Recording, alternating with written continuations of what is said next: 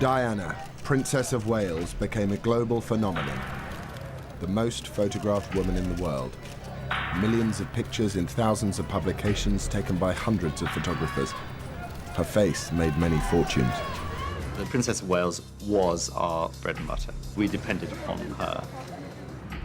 Diana's death in the car crash of August 1997 stunned a world that had lived her life with her. You can't believe that something as simple as that would kill her. There's got to be something else. There's got to be a bastard somewhere who killed the Princess of Wales. The blame was put squarely on the photographers who had surrounded her in death as well as in life. I always believed the press would kill her in the end. Every proprietor and editor of every publication that has paid for intrusive and exploitative photographs of her has blood on his hands today. For 10 years, conspiracy theories, claims and counterclaims have obscured what happened in the tunnel. Did the photographers chase Diana to her death? Did they hinder the emergency services that they had not called because they were taking pictures? This is the story of the men arrested that night in the tunnel. They witnessed and recorded one of the iconic moments of the 20th century. But for 10 long years, they have paid a heavy price for being there. Their photographs have not been seen on television, and they have never felt able to tell their side of the story to a world still mourning the death of Diana. Until now.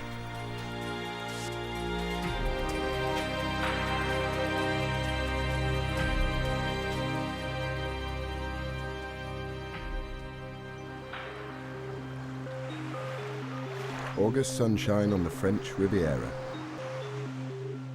Princess Diana was enjoying a holiday with her new man, Dodi al-Fayed. Their romance was the hot tabloid story of the year.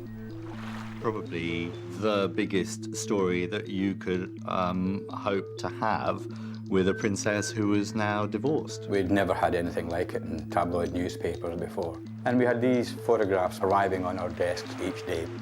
Diana was happy to grab the headlines by playing up to the cameras. Her new affair kept Charles and Camilla off the front pages. Il y avait beaucoup de photographes, mais parce que il y avait un show. There were a lot of photographers because there was a permanent Diana show. She usually tried to hide, but this time she gave and gave and gave, every day. Elle donnait tous les jours, quoi.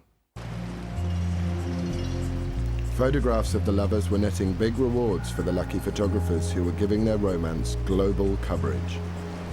It was a dream come true for a few guys. The money was flying everywhere, buckets loads of money. It was amazing.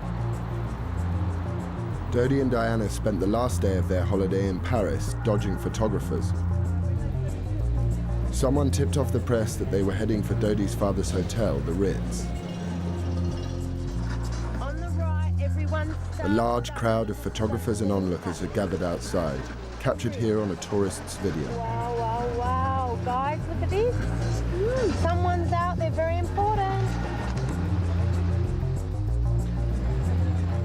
At 10 to 10, the couple arrived for dinner. Outside, waiting, were a mixed bunch of photojournalists, news photographers, and celebrity paparazzi. Some were freelance, others worked for agencies that sold their pictures to newspapers and magazines. Amongst them was 28-year-old agency photographer Pierre Hounsfield. We thought they'd come out and that they wouldn't really try to hide away a great deal, since for the whole summer they'd given photo ops time and time again. So we thought, why would they hide away in Paris? Another photographer was 38-year-old Nicolas Arsov. He specialized in news and celebrity pictures. We knew something was happening. We knew that she was inside the hotel, and so we waited. 44-year-old Jacques Langevin was different from the others. He was one of France's most respected prize-winning photojournalists, used to trouble spots like Iraq and Rwanda. But that night, he was assigned to cover Diana. I was at a friend's having a quiet dinner when I got called late, around 10:30 p.m. So I didn't want to go. I dragged my feet and tried to get out of it. I tried to get another photographer to replace me, but it didn't work.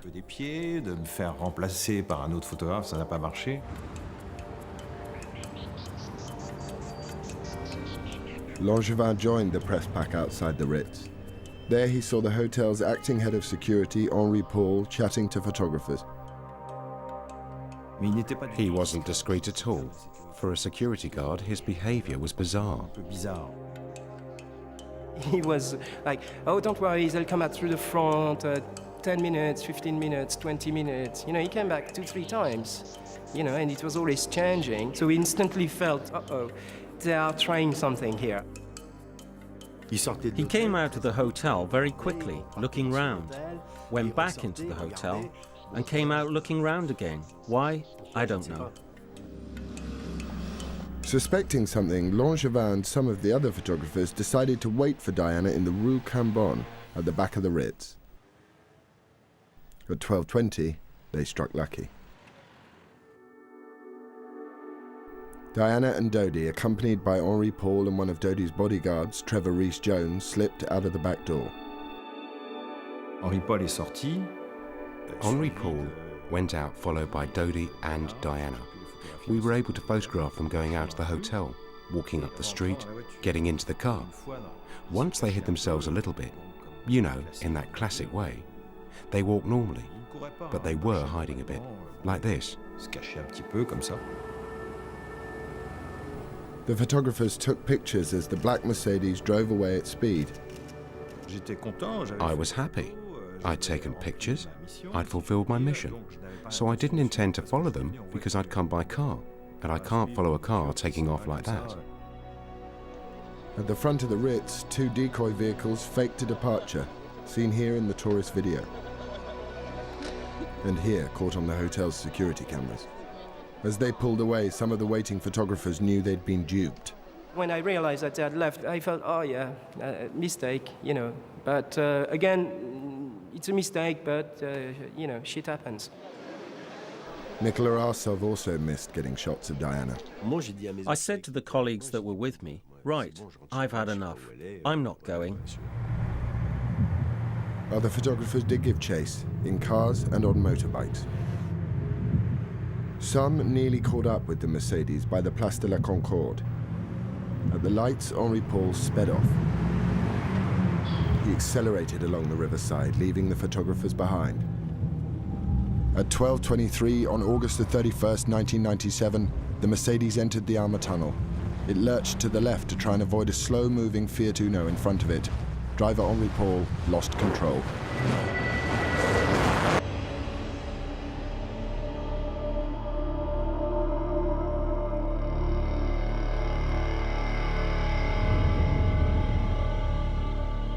The car slammed into the 13th concrete pillar at 65 miles an hour. The force of the impact removed the front bumper.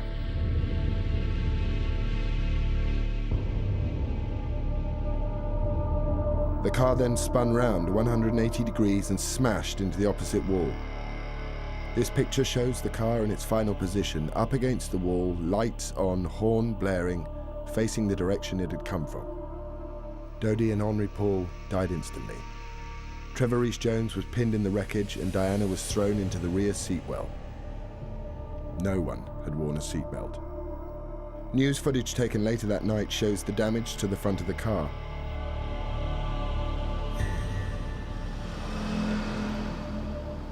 The first to arrive on the scene was 24-year-old photographer Romuald Ra and his driver.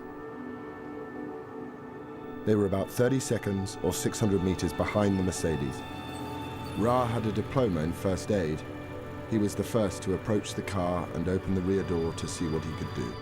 J'ai eu un choc pendant quelques secondes. Je me suis un petit peu écarté de la voiture.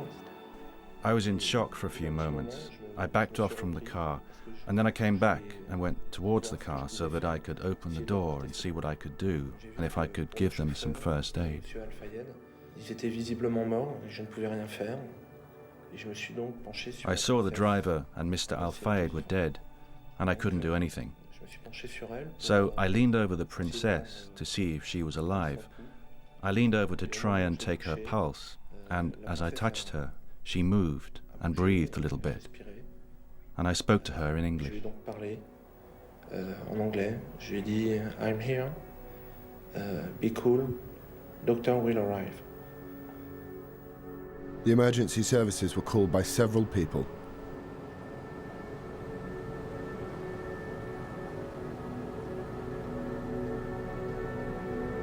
Next on the scene, amazingly, was an off-duty doctor trained in emergency medicine. Dr. Frédéric Maillet was driving in the opposite direction with a friend, Marc Butt, when they saw the wreckage. Maillet quickly assessed the condition of the car's occupants. I remember the left back passenger was apparently dead. Didn't breathe, didn't react, didn't show any signs of life. There was the front passenger who was still alive, shouting, screaming, because he was severely injured on his face. So at least he has kind of consciousness, kind of blood pressure, so he was not extremely urgent. And the left passenger was a beautiful woman. She didn't have any blood on her face, but she was unconscious and her head was down like that and she had difficulty to breathe. So she needed some assistance very quickly. Dr. Maillet rushed back to his car to get his medical kit and oxygen. Only now did more of the photographers who'd been following the Mercedes turn up. Tempers flared when one of them tried to take pictures inside the car. Rommel Ra told him to get back. It took me just maybe 1 minute to go and come back from my car. And these people, like 3 or 4 people, were walking around the wreckage. When I went inside the car to give assistance to the beautiful lady, they began to take a lot of pictures with a lot of flash. Dr. Maillet leaned into the car and attached an oxygen mask to Diana's face.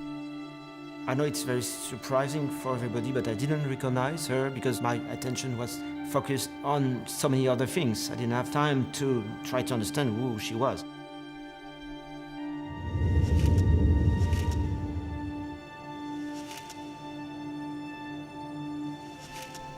A night out for a group of students changed dramatically when they saw a lot of activity inside the Alma tunnel.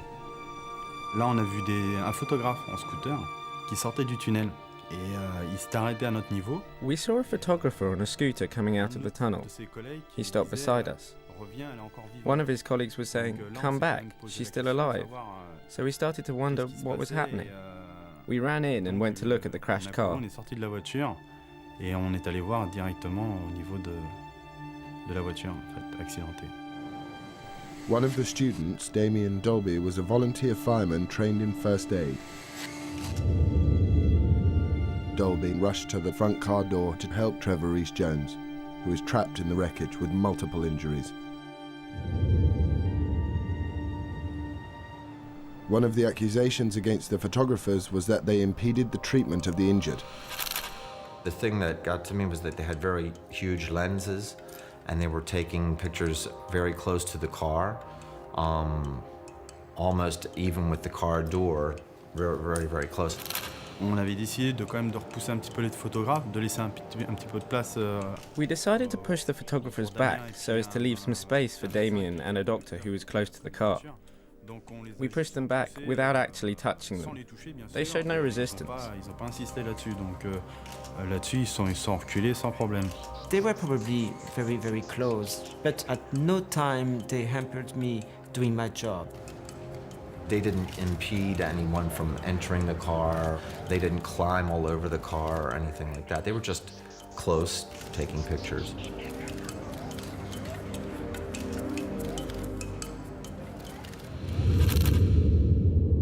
An American tourist took a number of pictures at this time. They have rarely been seen. 7 minutes after the accident, 2 policemen arrived. One of them can be seen on the left of the picture approaching the car. Dr. Maillet and Dolby are still attending to Diana and Trevor Rees-Jones. The policeman looked into the car and recognized Princess Diana. They called for backup. It was a bit chaotic because you had the police trying to make a perimeter around the accident and trying to back the photographers up. You had one of the passers-by yelling at a photographer. This is another picture taken by an American tourist. There are at least 8 people near the Mercedes, a mixture of onlookers and the photographers. Two of the photographers can be seen talking to one of the policemen. The enormity of the event was beginning to register with many in the tunnel. One of the photographers, Fabrice Chasserie, called his boss for advice. I said to him, we're photographers. We have to take pictures. We're not doing radio. We're not writers. We cover an event by getting pictures fast. I told him to take some very quick photos, come out of the tunnel, give me the films, and that I would handle it.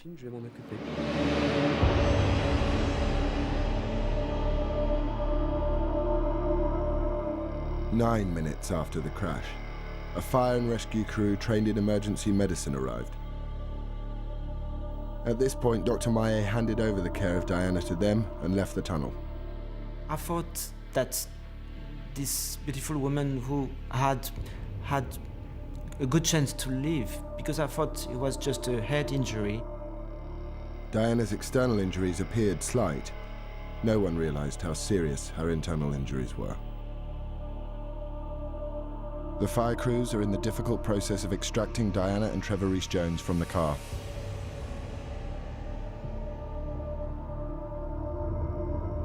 Jacques Langevin, who got his shots of Diana at the Ritz, was on his way home when he saw the crashed Mercedes. J'avais pas fait la relation entre les photographes et la voiture. I didn't make the connection between the car and the photographers. I was probably a bit slow. Obviously, after 30 seconds, my brain finally engaged. And to me, it was impossible that the people that I had been photographing 10 minutes before were the people in the crashed car. Accidenté. I realized that it was such an incredible event. I started to take pictures as well. Nicolas Arsov, also on his way home, was surprised to see Romain Rao's driver.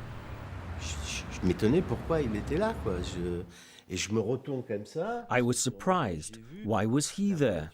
I turned like this because I was on my motorbike and I saw the car. Shit, a completely smashed up car with people surrounding it. And it's terrible. What am I going to say? But I said, they are completely messed up. But not for 1 second did I think it was Diana and Dodi's car. Not at all. It's he who said to me, you don't understand. I said, understand what? He said, it's Diana's car.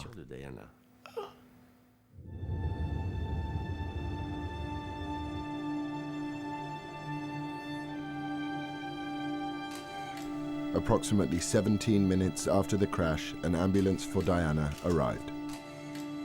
Because of the condition of the car and the nature of her injuries, it was some time before Diana could be transferred to it. Some photographers who'd missed the couple at the Ritz had gone to Dodi's apartment to wait for their arrival. By the minute, you could tell that they were getting more and more nervous, and something was obviously quite wrong.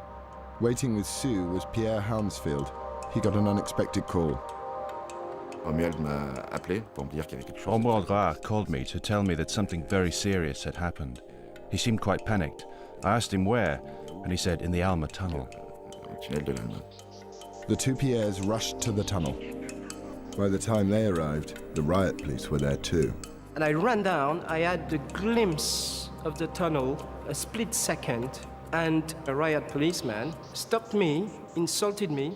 I don't remember which term, but I heard, names, and he threw me outside. Je faisais des photos d'ambiance de la scène. I was taking photos of the scene, and a little group of policemen asked me to stop taking photos. I did, and they asked me for my film. I really didn't want to give them my film. We had a rather terse discussion. I ended up opening the canister and taking out the film. That meant I didn't have the photos, but neither did they. But some of the photographers had got their films out of the tunnel. Pictures of the injured Diana would be worth hundreds of thousands of pounds. In London, Ken Lennox, picture editor of the British tabloid newspaper The Sun, was woken by his ringing phone. It was an unusual telephone call. A slightly panicked French-speaking photographer said he had got photographs of Diana being involved in a car crash, and I could have them exclusively for the UK for £300,000. My heart jumped. I didn't waste time. I had to see these pictures, but in principle I'd said yes to buying them.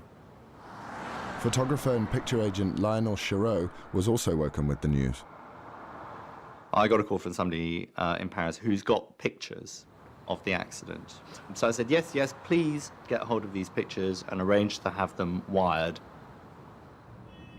In Paris, the police chief, Philippe Massoni, had sealed off the tunnel. À partir du moment où il est arrivé, on a été pris dans la nasse. From the moment he arrived, we were caught in a trap.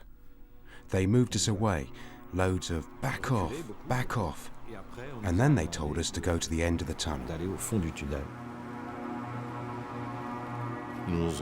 They said to us, you photographers, and put us against the wall, brought us our bags. Is this yours, or this one, or this one? And everyone had their photographer's bag at their feet. And there they searched us as well. Every policeman patted us down to see if we had hidden films. Martine Montet, head of the elite criminal brigade, had the photographers questioned. She quickly gave the order that they be held on suspicion of causing the accident.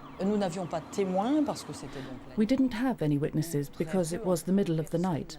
Very few people, well, no one saw what really happened. However, we quickly understood the paparazzi were behind and around the car, a bit like an escort, if you like. They were trying to take photos of them and find out where the car was going. It wasn't anything extraordinary because they are notorious for it. C'est leur notoriété. On a dit qu'on allait nous emmener au poste de... We were told that we would be driven to the police station for them to ask us questions. I thought it would be questions because we were witnesses, but nothing more. Étant donné qu'on était peut-être des témoins, mais pas plus. 6 of the photographers and Romuald Ra's driver were put into a police van. Pierre Sue watched as they were driven away. We saw CNN putting the camera up and zooming on the guys. We went like, this is not good, because what does it mean? It means it's them, they are the murderers. You know, they are guilty. The photographers in the van believed they were simply witnesses to a terrible accident. They had no idea of the ordeal that lay ahead.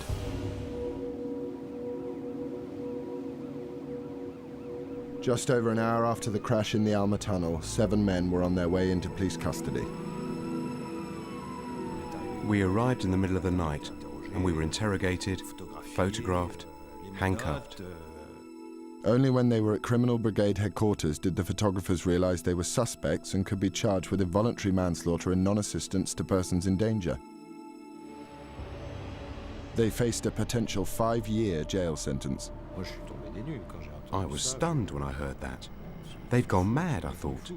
Me, I refused to sign that accusation. I thought it was ridiculous and stupid. We hadn't done anything. We had a press card. We were journalists, and here we were in a Paris police station. And we were completely naked, in front of all the police. I couldn't believe it. I only had a camera. I didn't have a shotgun or pistol.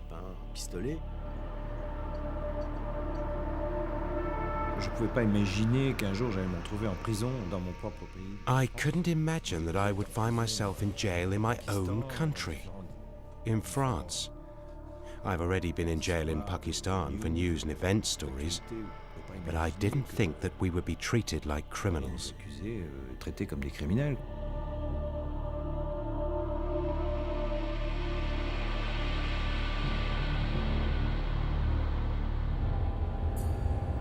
Diana had been in the car for 37 minutes, semi-conscious, before the emergency services could lift her out. As she was, she suffered a heart attack. It took 40 minutes to stabilize her before the ambulance could set off. Photographer Pierre Sue saw it come to a halt minutes later. You can, from there, see the entrance of the hospital. Virtually, you can see it. It's about 400-500 yards away. And the ambulance stops. So we go, uh-oh, something is getting worse. And it lasted for ages, a good 15 minutes.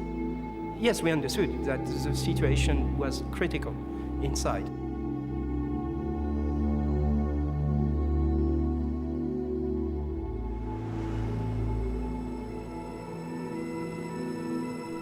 The ambulance finally arrived at the hospital 25 minutes after leaving the tunnel. The British ambassador and French officials were waiting. She was lying on a stretcher, her blonde hair falling this way. Her face was very serene. She had a very untroubled face. She had bruises here. That is to say, she had bruises on her eyes, as if she'd been beaten up. Philippe Massonny, the Paris chief of police, imposed a news blackout, but he briefed all the officials on his initial findings. He explained to me, in fact to all of us, that the matter was linked to paparazzi, who hounded, who chased the car. They had already arrested some of them. But not all the photographers who'd been in the tunnel were in police custody. 3 got out before the arrests. Laurent Sola was agent for 2 of them. Oh yes, it was fantastic. I had the exclusive on the story. They'd all been arrested with the films, and everyone that had been together during the night and on all the jobs, with one blow, they were all gone. So that left me, the only player in the game.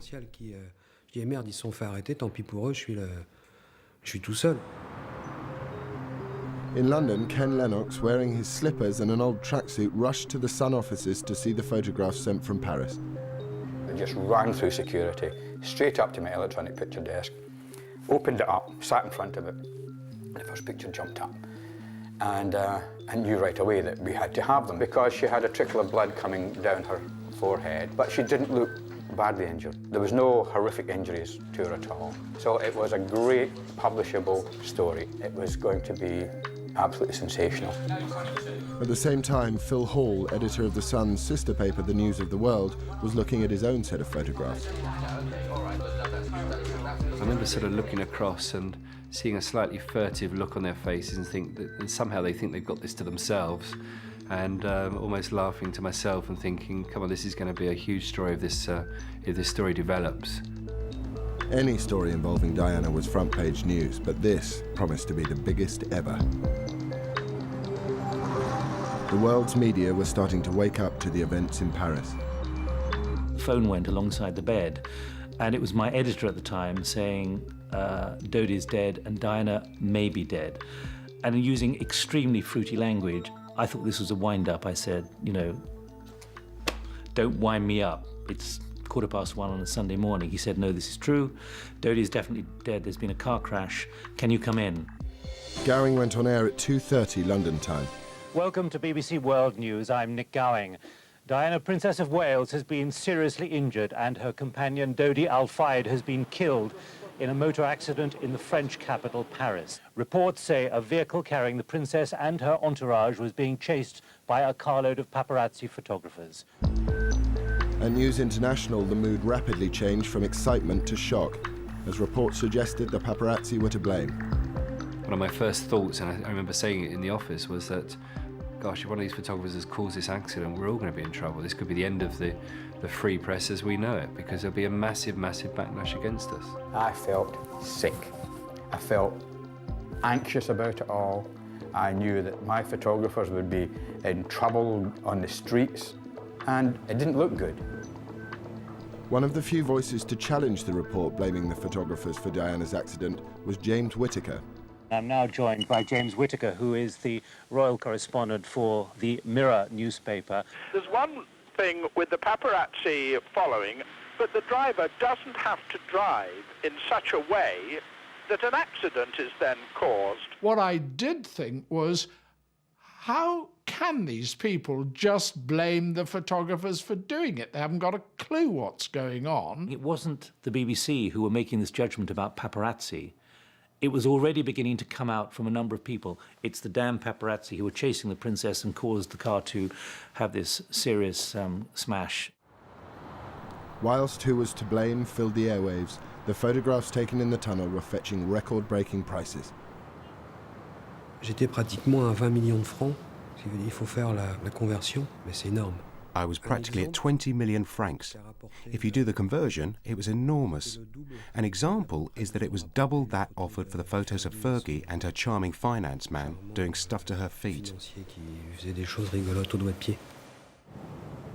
At the Sun, heated discussions were taking place about the pictures showing Diana in the crashed car. We looked at the photographs again. He said, "What do you think?" I said, "Well, if it doesn't get any worse, we can use these all over the place. If it does get worse and Diana dies, we can't use them anywhere." And he agreed.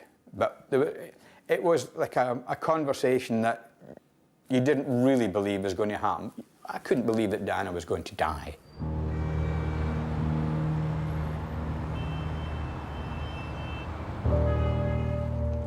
But there was little optimism at the hospital in Paris. Diana had suffered a second heart attack and had massive internal hemorrhaging.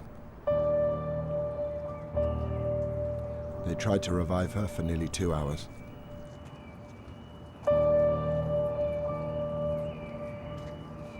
At 4 o'clock in the morning, the chief of police was informed by a doctor who came out and said, "It's over."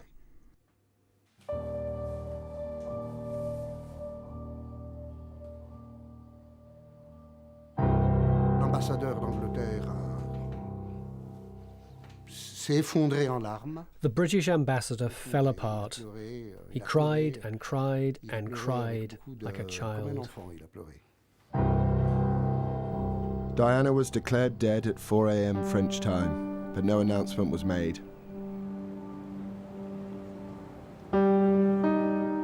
I got a phone call from the Paris-based photographer saying that he thought it was getting very serious. He had seen someone he recognised from the British Embassy. He thought a first secretary, coming out of a room, leaning against the wall and sliding down the wall. And he just assumed that he was the bearer of bad news. By 4:30-ish, we essentially knew that she was dead. But we had to be absolutely sure. We needed an official confirmation. At the moment, we have no further official news on the accident which has taken place in Paris this evening involving a car involving Princess Diana and the death of her companion, Dodi al-Fayed. By now, 500 million people around the world were tuned into news channels watching the unfolding drama on TV. I had to hold my breath, metaphorically, realizing that something dreadful was about to be made public, and I would have to reflect that on air. Nearly 2 hours after Diana died, the truth was reported. Within the last few moments, the Press Association in Britain, citing unnamed British sources, has reported that Diana, Princess of Wales, has died. This is not yet confirmed by any official source. So an unconfirmed source from the Press Association is that Diana, Princess of Wales, has died. The photographs of Diana suddenly became untouchable, priceless to worthless in moments. I couldn't profit from her death. I decided to stop the sale, tear up all the faxes, and tell everyone I was no longer selling the photos. They were just unusable. There's no word to put in what they were then. They'd become, instead of being a great commodity to use with a slightly injured Princess of Wales in a car crash, it's a great story, to be something that you just couldn't envisage publishing in a national newspaper the next day, for people to waken up and see these photographs.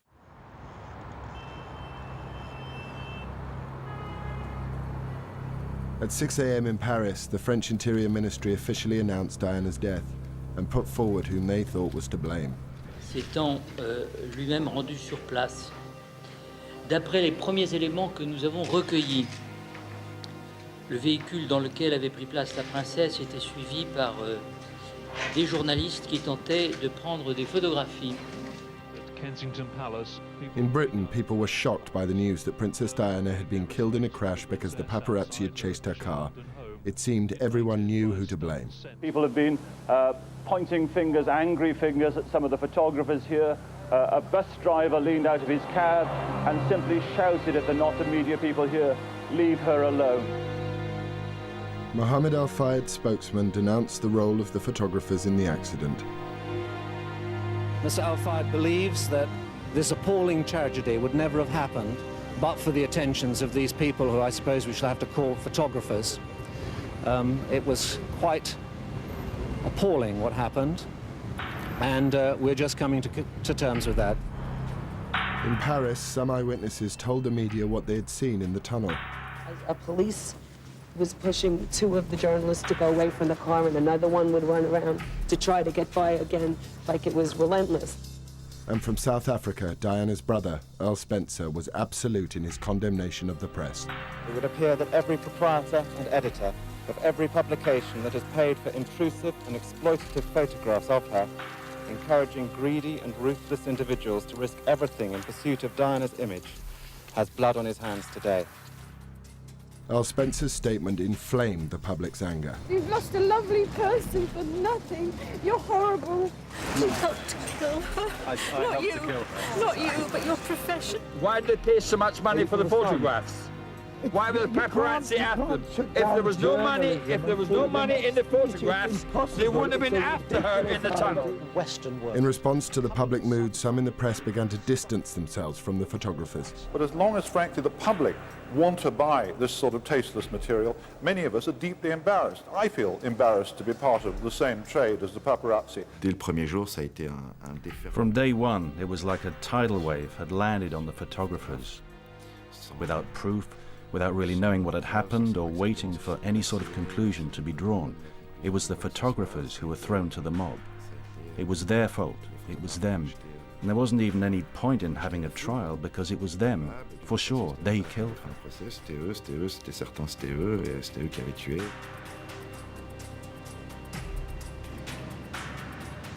The 7 arrested inside the tunnel were being held at the Criminal Brigade headquarters.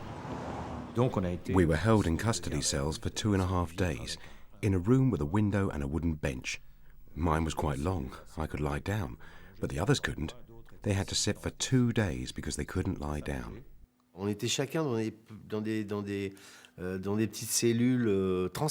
Each of us was put in a transparent cell with a neon light above. I had no idea whether it was day or night. It was all psychological. Vous voyez ce que je veux dire? Mais tout ça, c'est psychologique. The French authorities had 20 rolls with more than 80 pictures shot in the tunnel, but they wanted them all.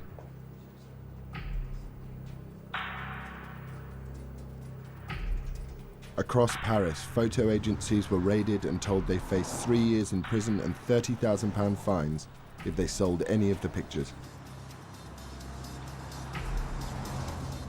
Laurent Sola didn't want to give up his negatives, but went voluntarily to the Criminal Brigade. The first strip search is done when you're stark naked. It's like in the movies, except you're not an actor. You are stark naked. A guy with fat fingers searched me. At this point, it's no movie, taking a fat finger up your ass. Eventually, Sola handed over his negatives. The operation to get the photographs spread across the channel. In London, Lionel Chereau reported a break-in at his home. A crime prevention officer came to his house. He says, I have examined this report of your burglary, and I have to tell you that you have not been burgled, but that you have been targeted. I said to him, targeted what, by the grey men? He said, well, you can call them whatever you like. Grey men, MI5, MI6. But what I can tell you is that the person that came into your house had a plan of your house, had a key to your front door. And I would like to point out, he said, delicately, that at no point were your lives in danger, at which point my wife burst into tears. The French police developed all the films confiscated in the tunnel and in the raids. Crucially, they revealed there were no pictures of the Mercedes as it drove to the Alma tunnel. After seeing the reports blaming the photographers, Dr. Maillet and Mark Barth spoke out. One of the most important parts of us coming forward is that we knew that there were no photographers. This whole group of photographers was not around the car at the time of the accident because we were there before them. So they didn't come until 2, 3, 4 minutes afterwards. So they couldn't have been the cause of the accident. The evidence, both photographic and eyewitness accounts, seemed to show that the photographers had not caused the crash.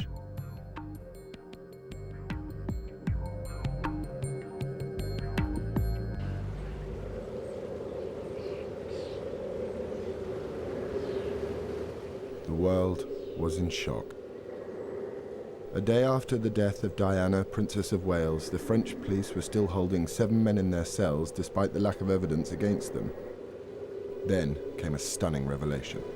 The Paris prosecutor's office disclosed today that the driver of the car in which Princess Diana was fatally injured had an illegal blood alcohol level. He's said to have been more than 3 times over the French limit and twice the British one. Henri Paul's employer, Mohamed al-Fayed, insisted the photographers were at fault. The way these people went along, John, it was like the Wells Fargo stage, surrounded by Indians, but they weren't firing arrows, they were firing these blitz guns. And you know, after the accident, those motorcycles were left deliberately or accidentally in such a way that the emergency services were delayed by 10 or 15 minutes in getting there. The accusation against the dead driver Henri Paul did not keep the 7 men out of a French court. On Tuesday, the 2nd of September, the photographers went before the judge. The police have asked that 2 of the photographers believed to be more seriously implicated should be held here in custody. But by the end of the day's proceedings, the other 5 will have walked free. Yet despite their profession and their claims of innocence, none of them has chosen to come out here and face the cameras. On a servi de plat. We were served up on plates. We were served as dessert, the pièce de résistance to the entire media. It was extraordinary. Everyone was saying whatever they liked about it. And it sold. Mais ça se vendait. A phalanx of photographers in the world's press were waiting. Nicolas Arsov slipped out of a side door. Et d'un seul coup, je tourne la tête comme ça vers la droite et je Suddenly I turned my head like this, and I saw hundreds of journalists. And then I carried on walking ahead of me without turning round. Then, on the other side of the Seine was Mr. Sieper, my boss, who was waiting for me in his car. And once I was in his car, I cried like a baby. Because you empty yourself. It's the tension, the pressure.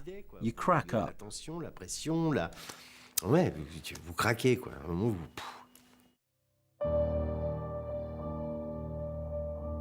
Diana's funeral at Westminster Abbey, a chance for the world to express its grief at her untimely death. It is a point to remember that of all the ironies about Diana, perhaps the greatest was this. A girl given the name of the ancient goddess of hunting was, in the end, the most hunted person of the modern age. When Diana's brother spoke out against the media, the crowds were with him.